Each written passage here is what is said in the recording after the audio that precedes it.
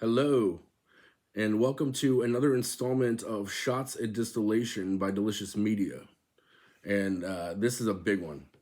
I'm going to be taking a big shot with this one.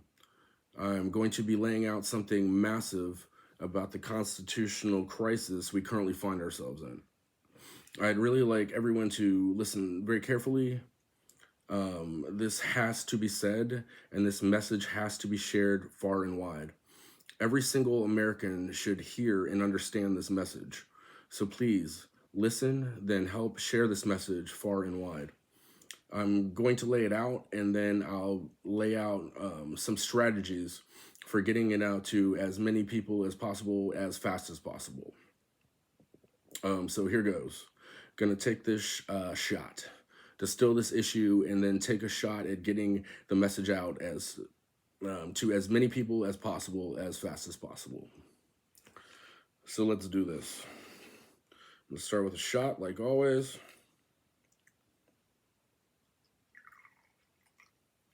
Here we go. Edgar Allan Poe shot glass. Cheers. All right. So let's do this.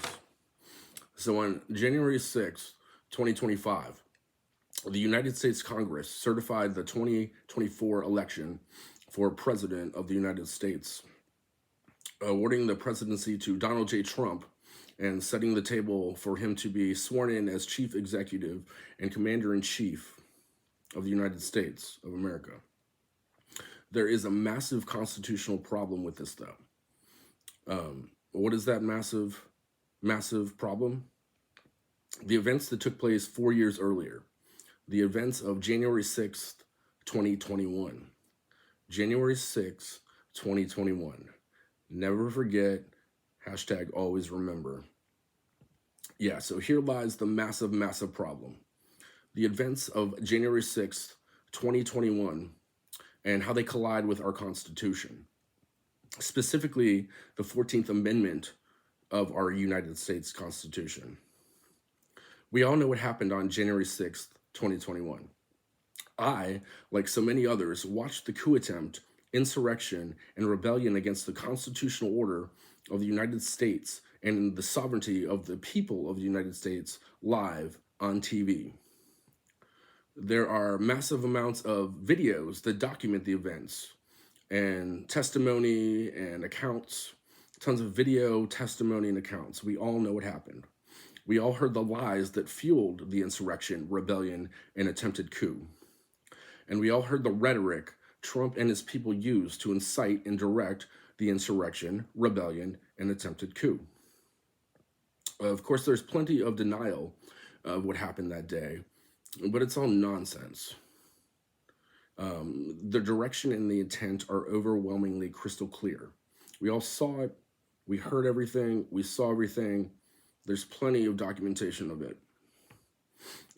I can't spell out all of the details here, but I did a piece laying it all out in an episode of my podcast, A Little Wine, A Little Time, which you can find on the Delicious Media YouTube channel where you're watching this, under the playlist A Little Wine, A Little Time. And I think it's called Getting Real About January 6th, or Let's Be Real About January 6th. Many deny or are in denial, but it's truly undeniable that January 6th, 2021 was a coup attempt, insurrection, and a rebellion against the constitutional order of the United States of America and against the sovereignty of the people of the United States of America. So here is the massive constitutional crisis. We have an individual scheduled to be sworn in as Chief Executive and Commander-in-Chief of the United States of America, who via Section 3 of the 14th Amendment of our Constitution is completely ineligible to hold that office or hold any office. Have you read it? I won't waste time reading the whole thing here because you're more than capable of finding it and reading it. But the gist is, Donald John Trump, the former 45th president of the United States, is completely and totally ineligible to hold any elective office in the United States of America. He not only participated in a coup attempt, insurrection, and rebellion, he was the leader and driving force behind it. He led it. He directed it. It was by him and for him. It was his attempt to overthrow the constitutional order of the United States of America and hold on to power via force. I've read Section 3 of the 14th Amendment many, many times now, and I keep asking myself, self, am I missing something? The amendment is very, very clear. Donald Trump's glaring and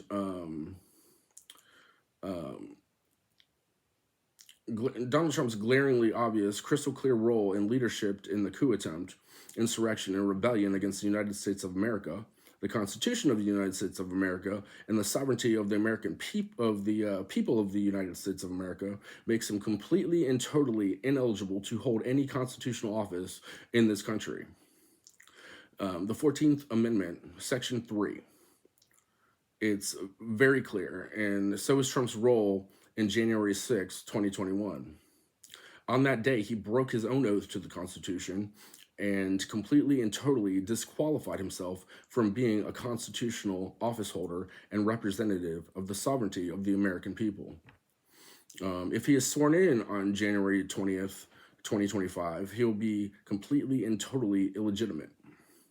If we allow it, the Constitution will be completely meaningless. His oath will mean absolutely nothing. It will mean as little to him as it meant the first time he took it and then broke it. He will be as illegitimate a president as someone who is under the age of 35 or someone who was not born in the United States. And that's all laid out in Article 2 of the United States Constitution. Donald Trump is completely ineligible to be sworn in as president of the United States. Trump has no true claim to be the legitimate 47th president. None. Absolutely none. Trump, via the events he led and directed on January 6, 2021, completely and totally disqualified him from being sworn in on January 20th, 2025. That day, he completely and totally forfeited his eligibility. But here's the truth. It should have never even gotten to this point and this constitutional crisis. In all reality, according to Section 3 of the 14th Amendment to the United States Constitution, the moment the coup attempt, insurrection, and rebellion began, he immediately, in that moment, forfeited his right and privileges to hold that office. There have been several means and measures that could and should have been used to hold him accountable for the events he led and directed that day. But in all reality, the moment it all began, via his leadership and direction, power should have been immediately transferred to his vice president, Mike Pence. And Pence should have been sworn in as soon as possible. Donald Trump, the moment the attack began, became a complete and total illegitimate president. The coup attempt, insurrection, and rebellion he led and directed immediately disqualified him from being president of the United States of America. There were many other measures that could have been used, and we will get into those, but according to the 14th Amendment, none of those other measures should have been needed. Power should have immediately been transferred to his vice president, Mike Pence. Mike Pence should have been recognized as our 46th president in that moment, with no other needed action. In fact, during the attack, while seeking shelter from basically the paramilitary force Trump had assembled and directed, a mob who was chanting to hang him, hang the vice president, hang Mike Pence, Vice President Pence took some actions that would usually be the responsibility of the president, while the now illegitimate president was watching the attack on TV in the White House and no doubt hoping the coup attempt would succeed. So in that moment, as it should have been, Pence had taken on the powers outside of the office of the vice president and was for a time acting president. Constitutionally, he should have continued in that role and should have immediately directed federal law enforcement and national security agencies to apprehend Trump, who, as soon as the attack began at his direction, not only disqualified himself from office, but became the leader of an attempt to overthrow the United States of America, the Constitution, and the sovereignty of the American people. That's what should have happened. Vice President Pence should have immediately been sworn in as soon as was possible because he was in hiding from the paramilitary force Trump had unleashed on him and Congress, which, those are the checks on his power. This being completely unprecedented, however, and in the chaos of the moment, this reality might not have even occurred to anyone. It didn't occur to me until recently, and after familiarizing myself with the 14th Amendment and after reading it many times, there were many options as far as holding Trump accountable for the insurrection. He not only broke his oath to the Constitution, but actively directed a paramilitary group he'd assembled to attempt to overthrow it. The first and best option to deal with the situation appropriately was something that I and many others were thinking about at the time and calling for. Since Pence didn't immediately assume the presidency as would have been the correct option, many were calling for the evoking of Section 4 of the 25th Amendment. It should have been necessary because the 14th Amendment, but in the cloud and chaos of the coup attempt, that might have not even been considered. So that being what it is, the best course of action would have been evoking the 25th Amendment. Following the events of the day, from the attack during the day to the digestion of the attack into the evening, I truly thought that the 25th Amendment was going to be the course of action. However, it was not. That being the case, the list of individuals who broke their oath to the United States Constitution began to grow. The 25th Amendment was the clearest and best option to remedy the situation, but those who could and should have evoked it failed to use it, and in that failure, they failed the American people and broke their own oath to the Constitution. They, like Trump on that day, became illegitimate in reality. They became illegitimate, and in reality, we went several weeks without having a legitimate president and executive branch of government. From January 6th until Joe Biden was sworn in, the United States was without a legitimate executive branch for all intents and purposes. They'd all broken their oath. So there was many ways to deal with this, but all have been neglected or have failed. The most constitutionally appropriate option was to immediately transfer power to the vice president. The vice president, who had been a literal target of the coup attempt and the paramilitary force Trump had unleashed on his checks to power.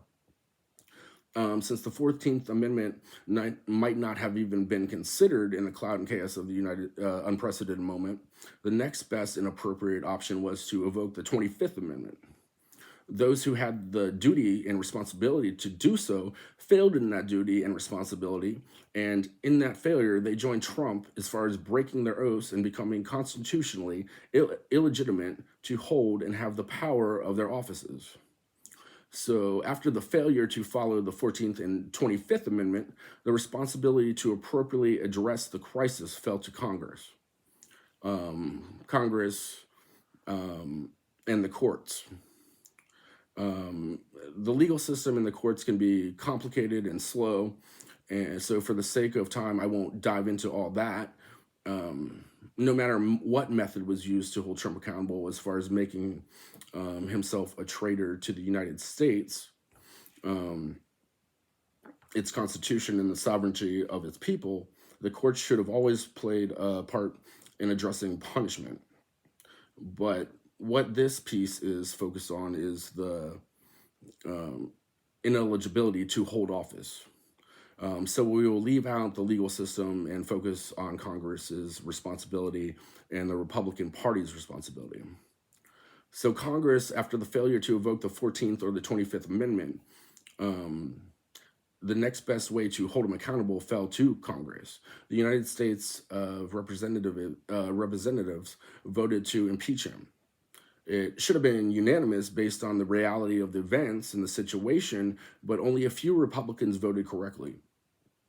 Then the case bounced to the United States Senate, which had a duty to convict. It is simply history now that the Republican majority failed us in their constitutional duty when they failed to convict him. A conviction would have removed Trump from office and disqualified him from ever holding office again. And again, Section 3 of the 14th Amendment should have no doubt taken care of all of that automatically and immediately. But since the 14th Amendment and the 25th Amendment were not invoked, as they could and should have been, the buck was passed to Congress, and they also failed. They failed us, and many representatives in the House of Representatives and the Senate joined Trump and those who were responsible for evoking the 14th and 25th Amendment and breaking their oath to the Constitution, and they became illegitimate office holders. So they became illegitimate as Trump and anyone who did not evoke the 14th and 25th Amendment. They became illegitimate the moment they failed to cast votes that would have appropriately held him accountable.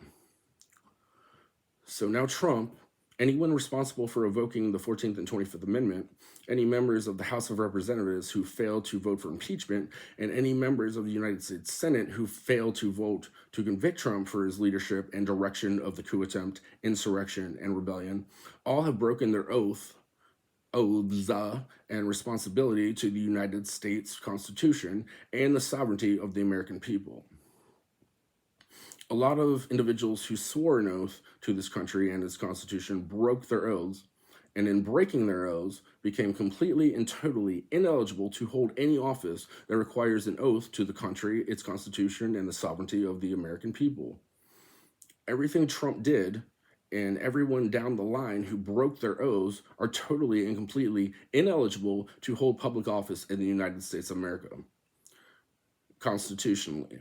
They aided and abetted a former president who, on January 6th, directed an attack on the country and the Constitution. They swore an oath to protect. They swore an oath to the country, and they broke it.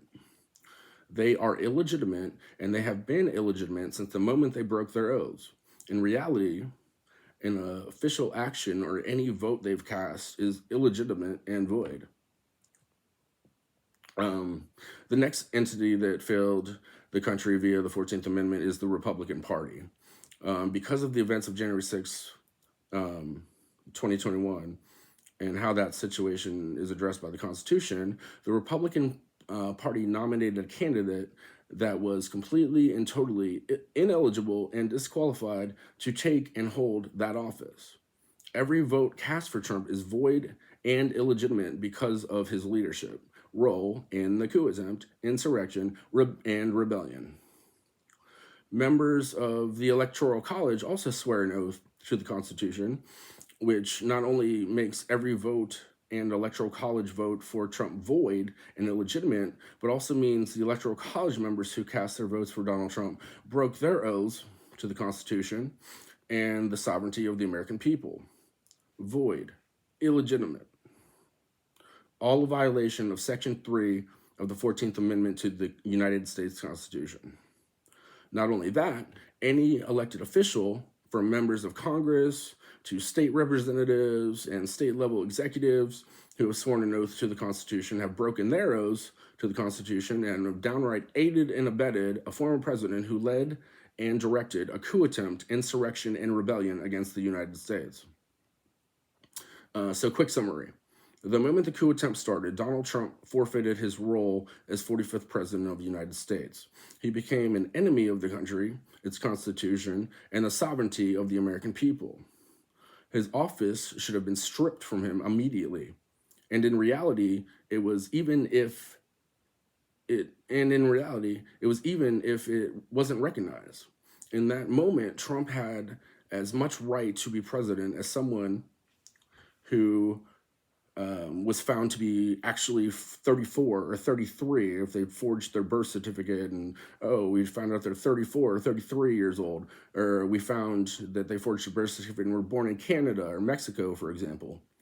Mike Pence, in reality, should have been immediately sworn in as the 46th president of the United States of America. Since that moment, there were other means and moments to hold Trump accountable. And any elected official who has sworn an oath to the Constitution immediately became illegitimate the moment they let the opportunities pass or failed to vote to impeach, convict, or if they have supported his illegitimate campaign for re-election. He was, and will always be disqualified and ineligible for that. The moments they broke their oaths, and every moment they broke their oaths, any official action they've taken, such as voting on legislation or other actions, are unconstitutional, illegitimate, and void. I know this is very heavy, but there is no other way to see it if we still care about the Constitution of the United States of America. If Trump is sworn in on January 20th, 2025, our Constitution literally means absolutely nothing. This might upset many people who voted for Trump in the election. This isn't the place to lay out just how horrible Trump is in just about every way, from economics to foreign policy to so many of the bad things he says he'll do and the horrible people he has around him. But I guess people have the right to be irresponsible with their duties as American voters and as American citizens, and that's an argument for a different day.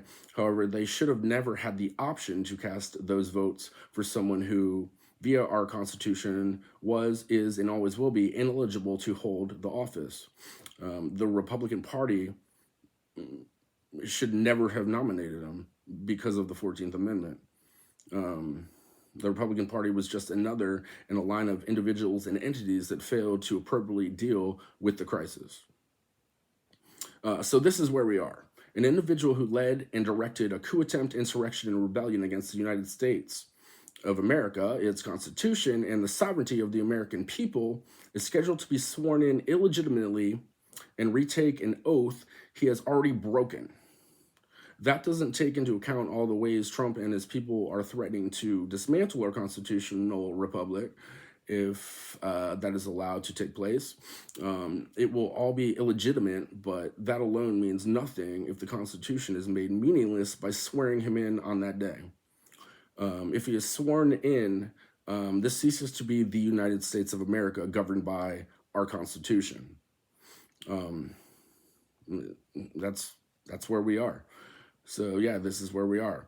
But what do we do about it? How do we keep our constitutional republic intact and legitimate? The first step is getting this message out there as fast and as far as possible. I need your help blasting this out as far and wide as possible and as fast as possible. We only have a little over a week at the time of the release of this podcast. To save our democracy and our constitutional republic from an individual who cares nothing about it, has already broken the first oath he took when sworn in 2016, and will do everything possible to dismantle our constitutional order if given the means and opportunity. He broke his oath in the worst way possible the first time around. His oath and the Constitution mean nothing to him, and let's not forget his relationship with a foreign dictator, a dictator whose life mission has been to tear the United States down and has supported Trump via propaganda efforts on social media platforms in all 3 elections he has run in. So yeah, we need to get this message out as far and as fast as possible. Share this everywhere. Share the 14th Amendment everywhere, and share things like January 6th footage and testimony along with it. Together, we can do this, and together we can save this country from an individual who has no legitimate claim to be our chief executive and commander-in-chief. Share this with everyone you can, on every platform you can, as much as possible in the next few days and a little over a week. We can do this if we can build enough support and build a serious movement around it. On Facebook, share it regularly on your feed. Share it in as many Facebook groups as you can. If you aren't in Facebook groups, find groups to join and share this message in. You can share this piece and you can share it in your own words. Go to Facebook walls of politicians, national media, and local media. Share it with people up and down, comment threads on those pages and ask them to share as well. Tag politicians and members of the media. If as many of us do this as possible, we could possibly get this movement on the radar of important politicians and media. And if they can, if they catch on, they can spread the message and movement to their audiences. We can also blast it out on Twitter, tag politicians and media outlets and personalities, and hopes they see it and can help spread the message and the movement. You can also use Instagram and TikTok. You can break down the message into videos and direct people to this piece. Platforms like Threads and Blue Sky could be useful too. They're less used platforms, so there is less noise, and that may allow the message to get through better than on some more crowded, cluttered platforms as far as reaching politicians and media sources with reach themselves and larger audiences. Use the same strategies as I laid out with Facebook and Twitter, posted in comment threads on walls of politicians, media outlets, media personalities. If we can get them to spread the message and the movement to their audiences, we might just have a chance. We cannot not try. We can't not try. We can spend as much time as we have the next several days and a little over a week blasting this message out and doing everything we can to build it into a movement. If it gets enough support, it could work. But what is the next step and steps? If we can get enough people to hear this message and support the movement, the members of Congress that upheld their oaths can meet to recertify the election with only the legitimate electors who upheld their oaths of office. All the electors who cast votes for Trump have broken their oaths via the 14th Amendment, and those votes are void. Any Congress members, governors, state representatives who have aided and abetted Trump are currently fraudulently holding offices they are constitutionally ineligible to hold. They've broken their oaths to the Constitution. They've aided and abetted Trump, who attacked this country, this Constitution, and the American people. So with that being said, and with that being the case, the January 6th certification is illegitimate and void. All electors who broke their oaths and cast votes for Trump are illegitimate and their votes are void. All votes for Trump are unconstitutional, and for that reason, they are illegitimate and void. The only constitutional votes are from those electors who cast their votes for Kamala Harris. According to the Constitution, 270 electoral votes are required. Harris is short of that mark, so constitutionally, the duty of picking the next legitimate president falls on the House of Representatives, because Trump has been an illegitimate president since the moment the coup attempt, insurrection, and rebellion began. At his direction and with his leadership, any members of the House that voted against impeachment have broken their oaths to the Constitution, and they have been illegitimate since the moment they cast those votes and aided and abetted the leader of an insurrection and rebellion. So the only legitimate members that can constitutionally be a part of picking the next president are those who voted to impeach. Mostly Democrats and a few Republicans. So that's where we sit. This is where we are. To save our democracy and our constitutional republic, we need to get this message out as far and as fast as possible in the hopes of reaching the politicians and elected officials that can act accordingly. And the final solution to this massive crisis we find ourselves in will result in the remaining legitimate members of Congress selecting the next legitimate president of the United States of America. The Constitution just might save this country after all. It might save this country and it might save itself. The Constitution, but after, just might save this country after all, but it's going to take all of us pushing this message as hard as possible these next few days and a little over a week to make it possible. We've got to January 20th and hopefully sooner. So that's all I have for now. Shots of Distillation. Subscribe to the D-Licious Media YouTube channel, please. I'd love to hear from you in the comments about this, and please share.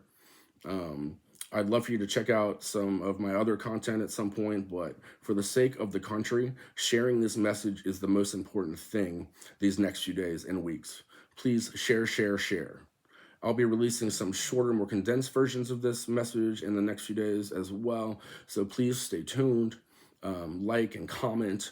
That will help drive it up in algorithms. Whatever happens, don't despair. We are strong together, and we will find a way out of this Trump mess and this crisis. Maybe this is it. We shall see. But this has been Shots of Distillation. That's all. I'm going to finish it with a shot, like always. My Edgar Allan Poe shot glass. Cheers. Stay well. Peace.